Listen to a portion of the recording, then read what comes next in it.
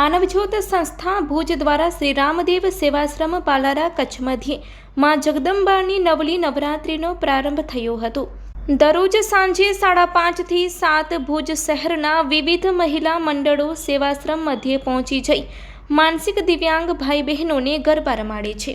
ઢોલ શરણાઈના તાલે માનસિક દિવ્યાંગ ભાઈ બહેનો પણ માતાજીના રાસ ગરબા હોશે હોશે રમે છે। એક સરખા ડ્રેસમાં સજ્જ થઈ માનસિક દિવ્યાંગો પણ માતાજીની ભક્તિમાં જોડાય છે। પ્રથમ દિવસે રઘુવંશી નગર મહિલા મંડળ રઘુવંશી નગર ભુજના બહેનો, જ્યારે બીજા દિવસે ગોસ્વામી મહિલા મંડળ માધાપરના બહેનોએ આશ્રમ સ્થળે રાસ ગરબાની રમઝટ જમાવી હતી।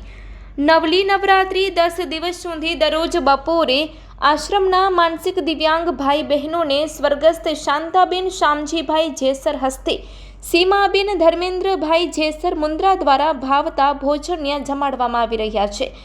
સમગ્ર વ્યવસ્થા પ્રબોધ મુનવર, પૃથ્વીરાજસિંહ જાડેજા, આનંદરાય સોની, કનૈયાલાલ અબોટી, સહદેવસિંહ જાડેજા, ગોવિંદભાઈ પાટીદાર, મનસુખભાઈ નાગડા સંભાળી રહ્યા છે।